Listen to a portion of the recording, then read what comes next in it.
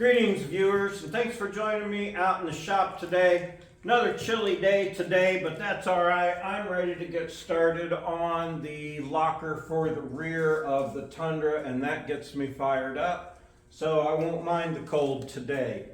I'm going to get this jacked up, get that camera set up under there, show you how to disassemble all of this, put the Eaton TruTrac in, Detroit TruTrac, and put her all back together. So let me get started on that.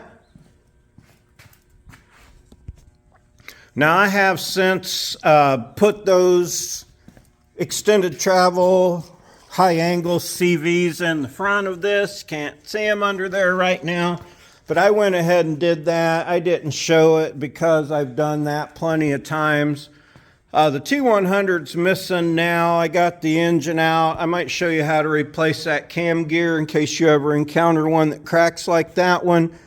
It's a pretty easy job to do. Getting this over here to run next. We'll see what happens with these. Like I said, there's going to be a T100 project of some kind. I don't know that this one's going to be it. I think somebody wants that engine and this engine as well. So going to get this one running in an upcoming episode, but let me get started on this now. I like to get it up nice and high so I got plenty of room.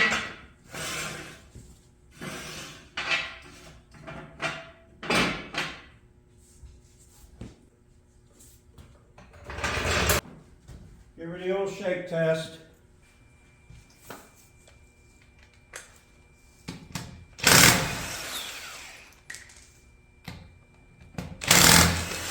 Move the wheel.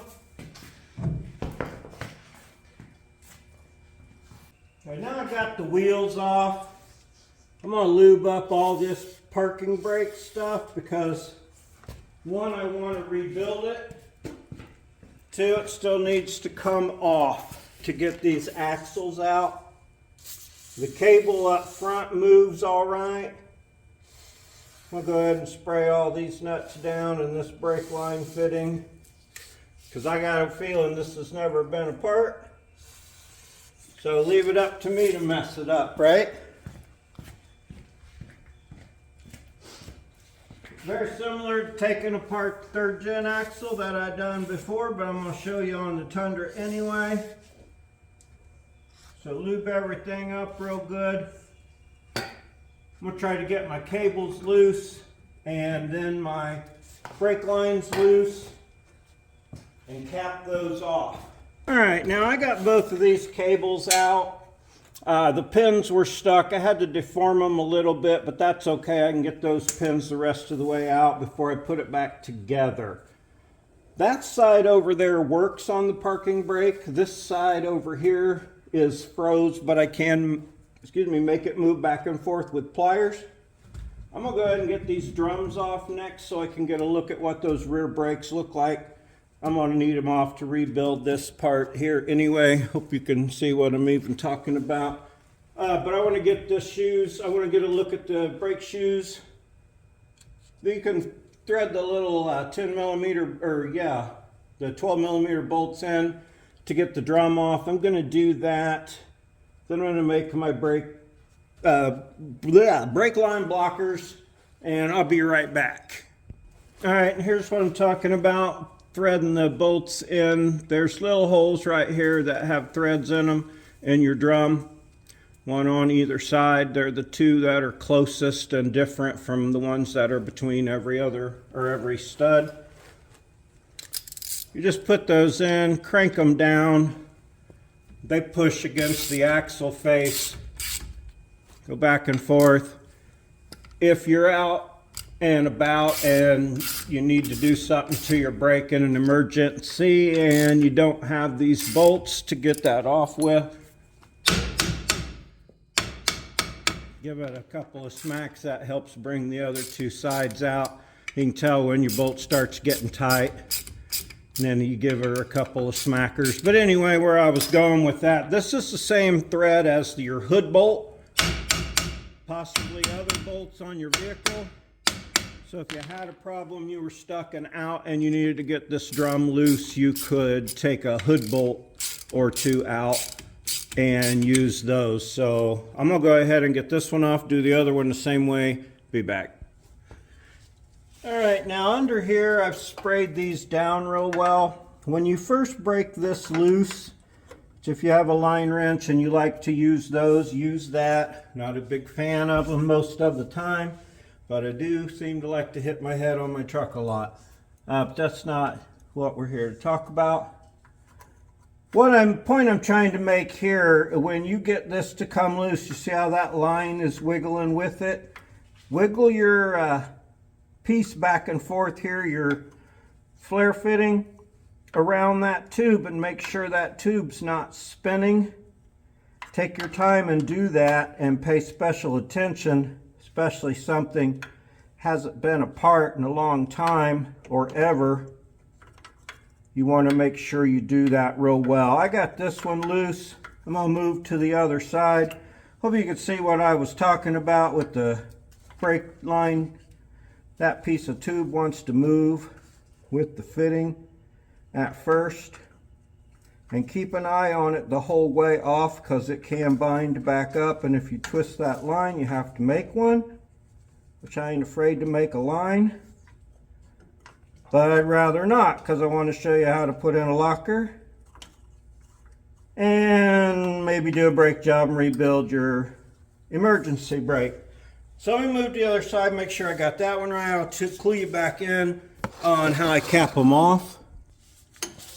So once you're satisfied and you got your line spinning free and your fitting, go ahead and take your fitting out. You've seen me do this before with the little ends, but I'll show you again. Got a lot of really good videos on my channel. If you want to check out some of my older stuff. A lot of Tundra stuff, a lot of 4Runner stuff. All right, about there. That's a long-winded one. It's going to lose, of course, the fluid out of the wheel cylinder. And it's going to drip a little bit till you get your little cap on there. Holy cow, come on out. Shit. There it goes. Now, whoop, get my little cap here. I got to run that back to the end, though, of the pipe, of the tube.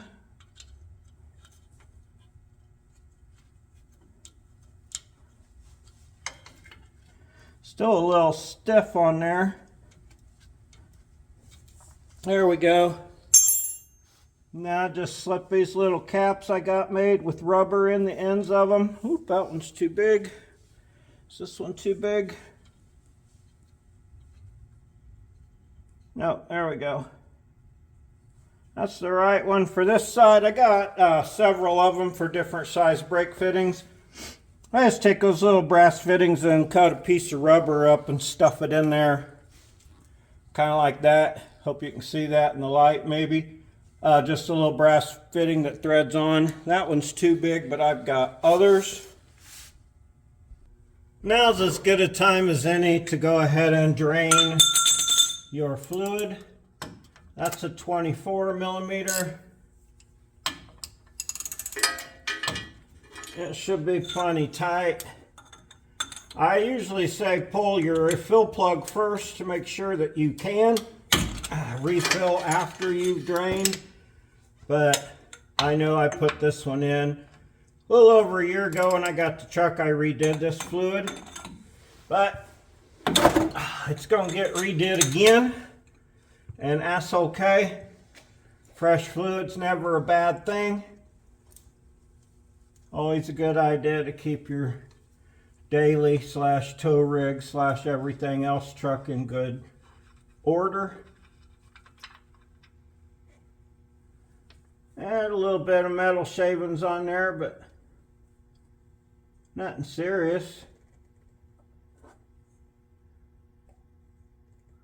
Actually, it seems like a lot.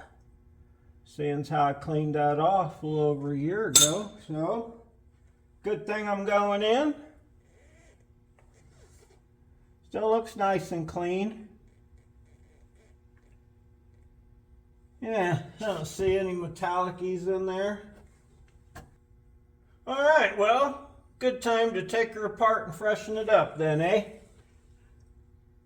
I'm gonna go get the 14 on the axle nuts here next.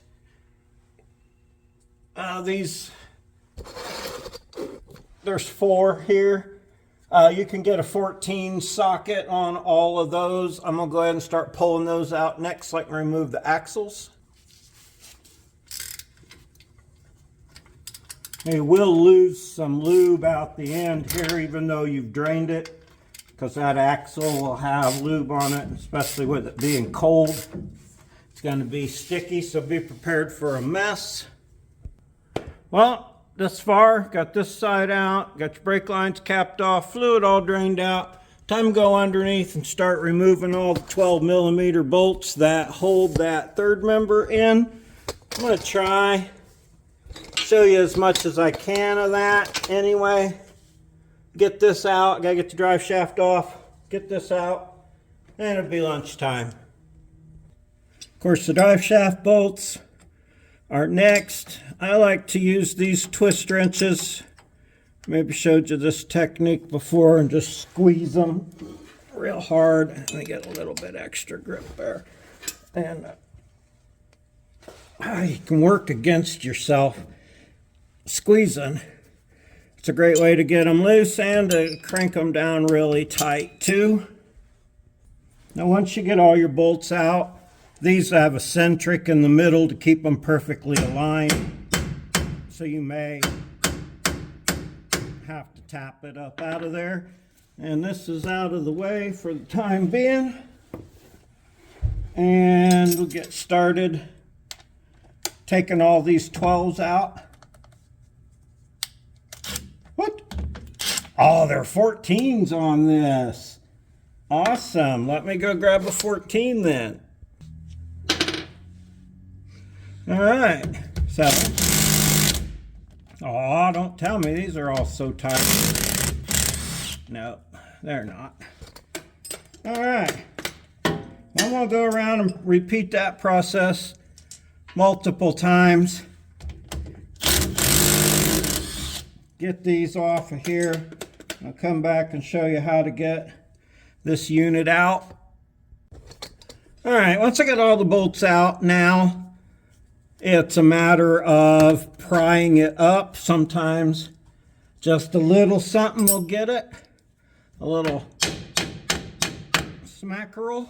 Don't hit your bolts. But ordinarily, it takes jacking up the front here. So let me grab my jack and show you that. All right, so I got the jack under the end of it out here. That's where you want to go. You hear it break loose there. It didn't take much at all. Just a little something. So get this on out of the way. Now it is really heavy, and I always struggle with it.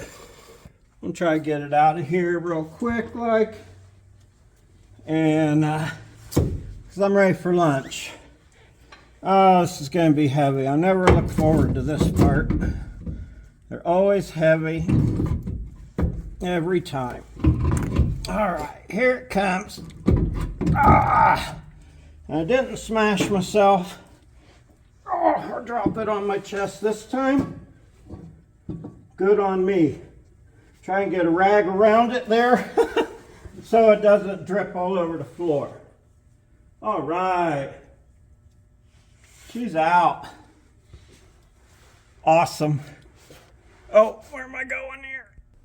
All right, so it's out and on the floor.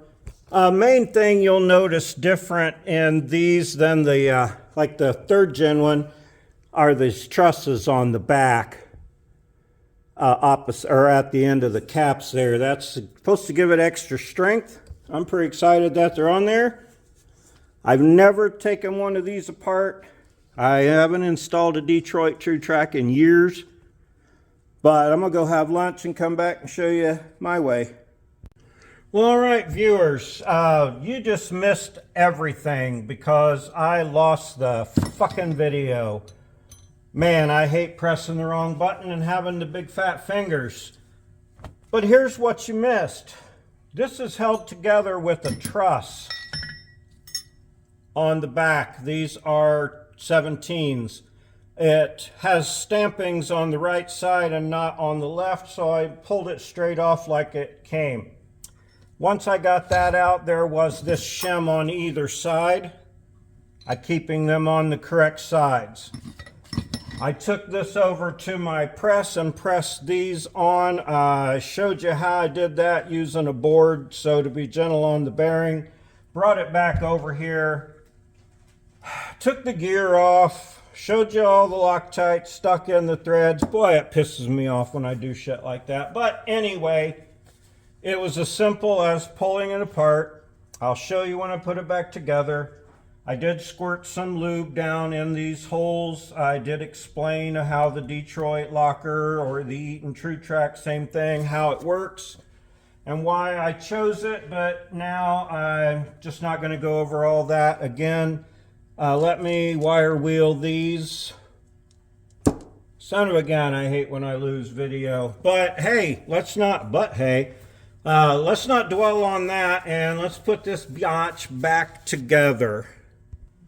Alright, so I got all that stuff clean. I set a fat finger to camera and lost all that. I didn't. I me'd it and knocked it out, deleted what I had just recorded because I hit the wrong button. And it's one of them, as soon as you do it, you're like, fuck, I just hit the wrong button. But anyway, oh, I did want to mention too, I've been saying that this Tundra is a 390 gear because I was looking at the wrong gear chart. The AO3A is a 410 gear. I have a 430 rear for this that I got out of that T100 because it's the same rear end, but I can't use it yet because I don't have a 430 front to go with it. Now I dug out all of the threads here. I did not have a thing to chase them with because I didn't have one that size. I'm going to grab a brass drift, show you how to get this started on here.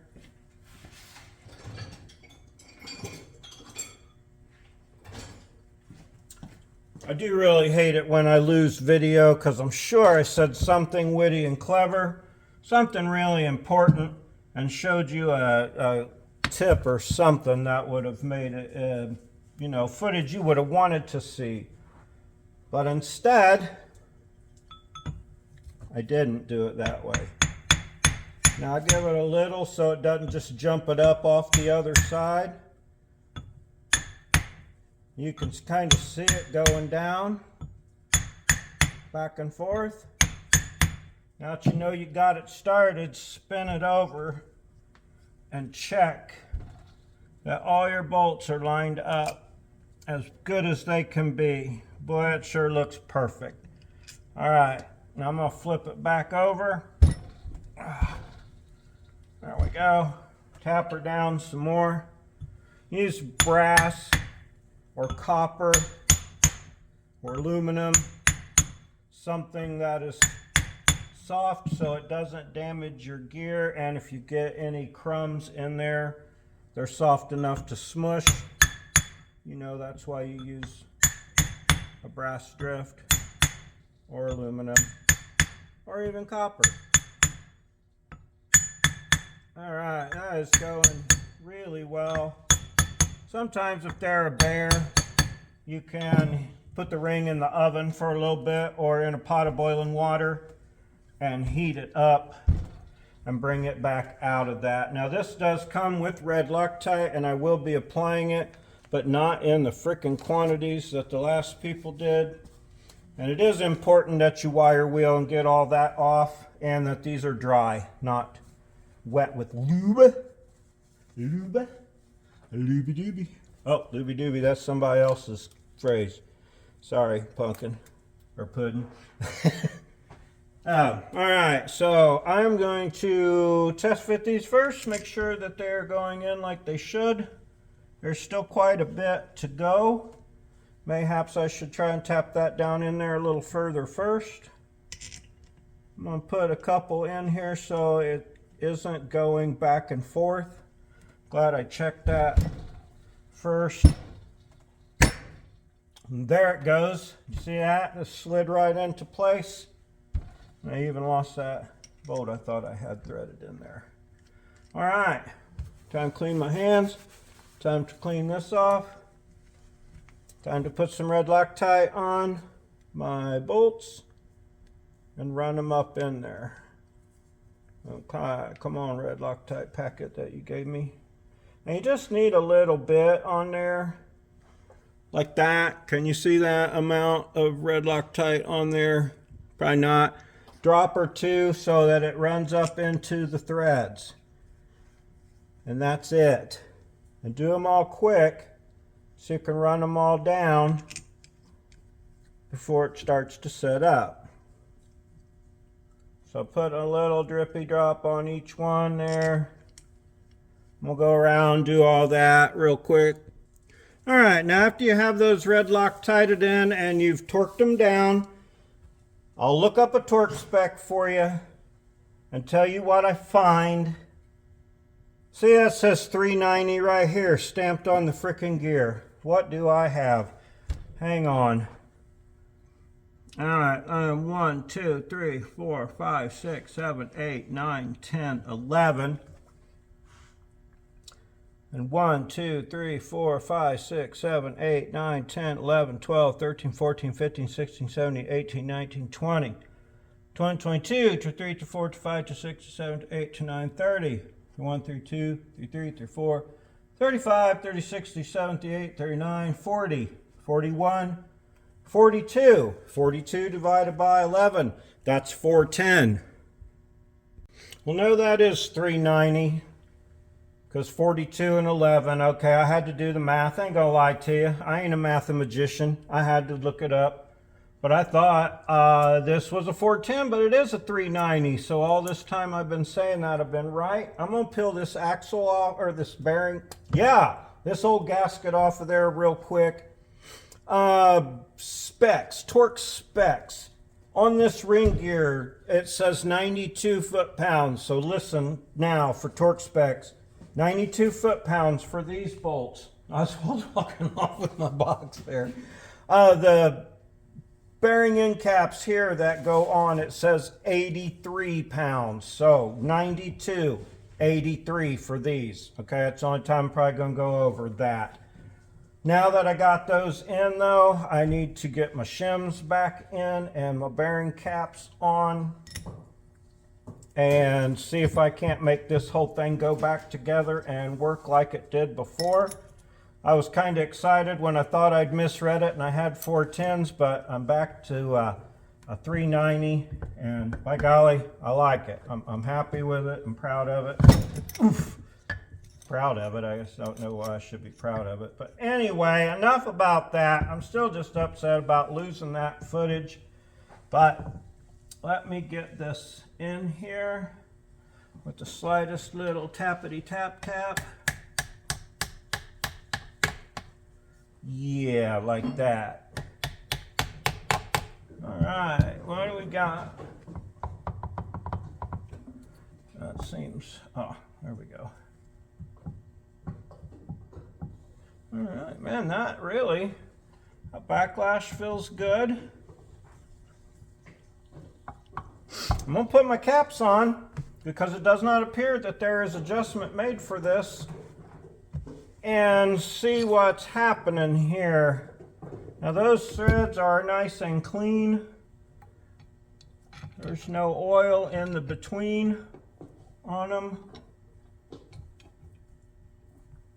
All right, get this lined up just right. As long as he's got something to keep him occupied, I'm happy too. I guess I should get that on there a little better first. You don't want any of it to be bound up as you go. So I'm just gonna tap that one back in. All right. Well, look at this. That may be one of the easiest setup rear ends I've ever done. And look how pretty that locker looks in there. Now I keep calling it a locker and a limited slip. Okay, limited slips don't necessarily always lock up if they're clutch type. You have more spin and slip possibly than you do with the TruTrac. Now the TruTrac used to be called the Detroit locker. So if you're familiar with the old Detroit locker, while that was more of a ratcheting type inside, they switched it over to a torsion style and called it the TruTrac. But it will lock under any traction differentiation type of situation. If you're turning a corner and it's equal 60-40, it's going to let it split because that equals 100. But if you got one tire over here spinning 50 and this one starts spinning more than 50, it locks them together. So that's how that happens. It's torsion style. You can look it up. It's pretty interesting to see how they work. I'm gonna grab my torque wrench and torque that down real quick. Okay, now I guess I should have showed you part of that. I just stuck this down in here like this and then used my wrench and lever and torque those down to the proper 83. I usually just jam everything together, but I did it to the proper 83 this time. I'm going to check my... Man, that is just perfect. I don't know why I need to put the pattern stuff on, but I'm going to go ahead and put the pattern juice on there just to make sure that my pattern is right. And then I can show you what a right pattern looks like, maybe. Whoop. Okay, so what you'll do here is clean all the grease out between like 5 teeth. And then when you paint it up, get it good and covered. You don't want globs because that could mess up your reading, but you don't want voids either. So get it real good and paint it in there. They give you enough to do this about 75 to 100 times. But hopefully we'll just need to do it this one time. Whoa, look out for that. How was that? Did you go for a little ride there? All right. Now, get all this other crap I don't need out of the way yet because I think my pinion is going to be fine. So, now I will roll this gear around till it gets up there to the pinion. Now I'm putting pressure on this gear so that it's fighting against me. And then hold it the other way and go back. And make sure it's fighting. Then go back again to your past. That's, go back one more time. All right, now as that's through it, bring it back out here.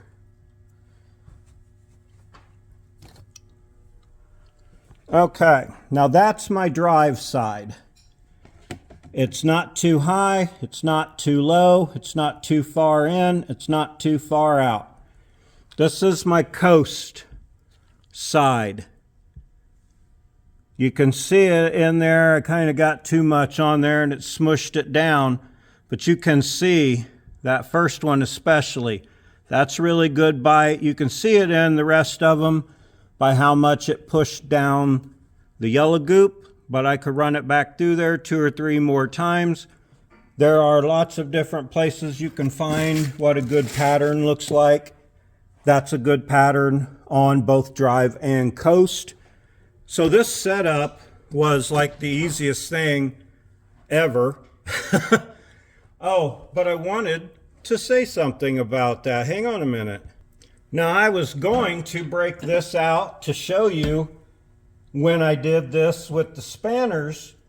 I had a guy that watched some of my teardown videos. He's a friend of mine that I don't see very often. He lives pretty far away, but he watched me do the setting them up instead of using a spanner wrench, using the hammer and chisel, and he sent me a spanner set. So next time I go to do one for a 3rd gen rear or something like that, an 8-inch, it's got these little key teeth things that thread in there, and you can spread this apart to where you need it and tighten it down. And yeah, so I won't have to do that. So my first gift from a viewer, thank you so much, Eric. I'm going to send you a shirt, and when I get the shirts ready, I'll show what they are, or you'll see me wearing them. But Eric's going to get a shirt for sending me this. I've got some new shirts that are actually cool. I like really well. We'll see when they get here. That's a lot of rambling on, but thanks again, Eric, for the great gift. And I'm going to shoot some lube into a few places on this again before I go and install it. But man, I am really happy with how this turned out. And you can see too, hopefully down there on that pinion gear, that is real good coverage and real good bite. That side we're looking at is the coast side of the teeth. On that, I don't know if I can get it around to the drive side of those. Yeah, there you can kind of see. I wanted to get it just so you could see the pattern on there, but it's too hard to see. I can see it. It looks great. Trust me on that. I'm going to shoot some lube in around those gears, and this thing's ready to go back in. And then I'm going to rebuild the e-brake on this. I've done that. Let me see how far this video's getting. I'm sorry I lost the take apart footage, but it was really seriously just these 4 bolts. Make sure you don't put it on upside down. The shims, they go back in with the brand new bearings. Wow, I mean, that is just the easiest setup, and my backlash is perfect. I'm amazed. I got to clean that old gasket off of there first though. But yeah, pretty excited the way this is going. All right, now underneath, preparation, gasket removed, everything scraped. I like to use the Toyota FIPG, the form in place gasket. I will just smear a nice little smear of it around between the bolts or the studs here. And as you get some extra buildup on your fingers, you can start going around them so that you get a good seal there. Thank you to my old buddy Rome for the FIPG. So you could put your little tip on the end to just do a real nice bead around there and let it smush out, but I like to do it this way. It's a little messier, but it all washes right off.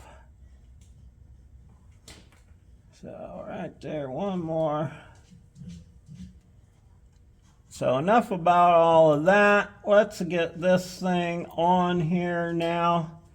I'm so excited. And I can't wait to get it back together and have better traction and a working emergency brake. So I don't know if you're going to be in the way there, you being the camera. Well, I'm going to go around and grab that and show you how to get it back up in there. All right, so I've drug it under here on the rag it was on. I'm going to get that out of the way. Let me clean my drain plug up here. Put it in so it'll quit dripping.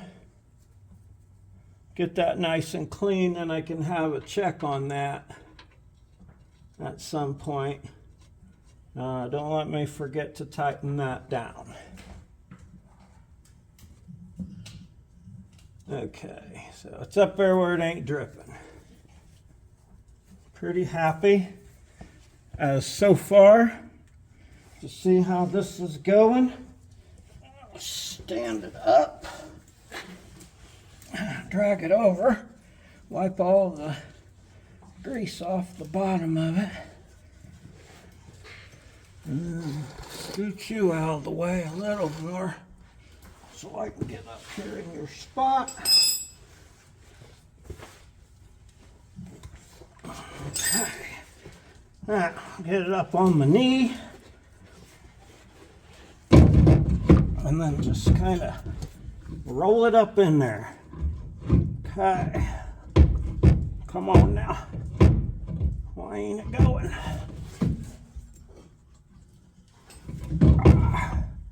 Because it's not straight. There it goes. Okay. Oh, hope you can see all that. That wasn't too terrible of a fight. Some of it was in the dark. But, yeah, however you can make it happen. Now I'll put my bolts back on there, or my nuts on my studs. Tighten those up. I can put my drive shaft on while I'm down here. Then go put my axles in. Fix that emergency brake on one side, and damn, one-day job, eh? Pretty easy, actually. I've only been at it a short time, a couple of hours. Let's see, what time is it? And I took lunch. So yeah, I haven't even been on it 2 hours yet. And it's going back together now. The brake shoes are good. I suppose I go ahead and put the new ones on because I got them. But brakes ain't that hard. And I hate to waste product that's good on there just because I got some. I'll adjust them up when I do the emergency brake thing. Be nice to have the emergency brake working, I think. So, 3 more of these. Oh. Get up here and put them on. Let's see what's happening. So don't be afraid to take your Tundra apart and put a Detroit or an Eaton unit in it. Keep wanting to just call it a Detroit rocker. The Eaton TruTrac, torsion style. I like it. I'm impressed already, and I haven't even used it yet. Oh, all you went on just fine but one. Okay, let me tighten all those up real quick.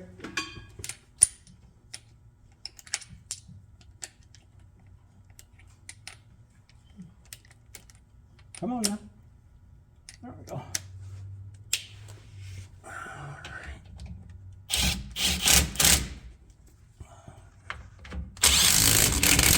I don't know that you have to go zigzaggy on these, but pretty much anything that's round or has an odd shape and a lot of fasteners, I'll go back and forth a little bit on it just to make sure. I know there's a spec for these is 36, I think. I'm not sure. I didn't look this one up because I wasn't about to use it anyway. But I did look up and use the ones for the inside. Trying to be a good guy. Trying to be a good mechanical guy. Now, did I get all of them? All of them. Yep, I got all of them. All right, I'm gonna put the drive shaft back in, just a little reverse mode of taking it out. And then I'm gonna go out there and put the axles in, fix up that e-brake on one side. We'll be done with this. Okay, now it's time to put the axles back in. If I had new seals and stuff, I'd use them, but nothing was leaking here, and I'm not opposed to using them again as long as they aren't leaking. This e-brake works on this side, so nothing to build here. Got to get my brake line reattached. Be careful when you're going in that you don't hit your seal.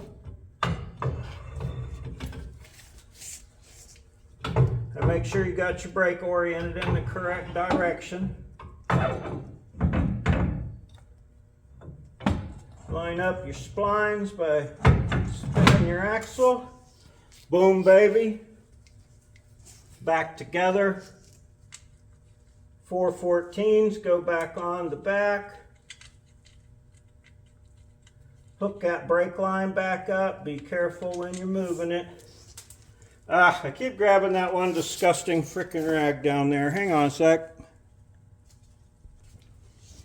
Now that brake fitting I put on there has been a dripping just a little bit. I do have the hood up and keeping an eye on my fluid level, which is just barely dripping, so not a big loss.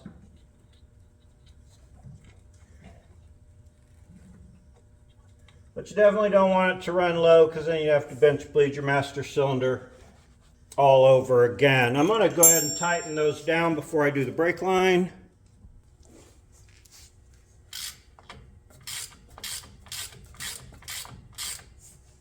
Be careful when you go to put that brake line back on.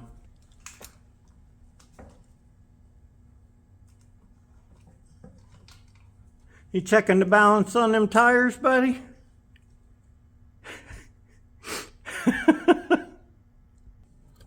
Now after you put that back in, you put this line back in, being careful of course not to wiggle it around too much. Tighten it down, then I just open up this top bleeder. As soon as I start putting that in, I'll open this bleeder up.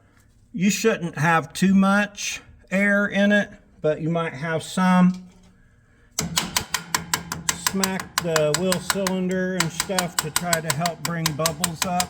I'm gonna let that gravity bleed right there while I go and do some stuff to the other side. I'll catch it with a rag over here. Then I'll put the brake on this side and adjust it. Well, all right, viewers, let's see. The only thing I did that I didn't show, because it only took one squirt of rust penetrant and a couple squirts of silicone lube, is show you how I freed this up. There's an opening on the inside where it is. I sprayed rust penetrant in there, and then I grabbed this out here a few times with pliers, moved it back and forth till it started to go free, and then I just doused it real heavy with silicone. I've tested it, it works. So now I got my e-brake working. The other side was fine already.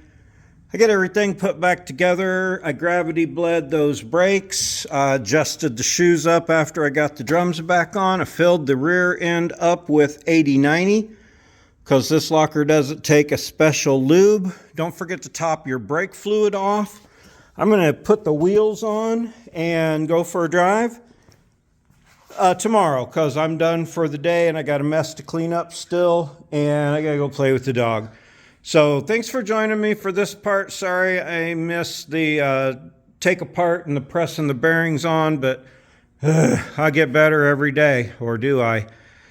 Really do appreciate you joining me out here. Like I've been saying, you know, I pay for everything on this show. You can support my show and help me by being totally free and doing the subscribe and like and comments and notification bells and all that stuff, because I would appreciate that. It helps me. It doesn't hurt you. It's totally free. It's easy and it's painless. Most of all, I appreciate you joining me out here today for adding a traction aid to the Tundra. Man, I just love the way it's shaping up. Lots more to come on Funjunkie Garage. I sure appreciate you a whole bunch. Have a super great day.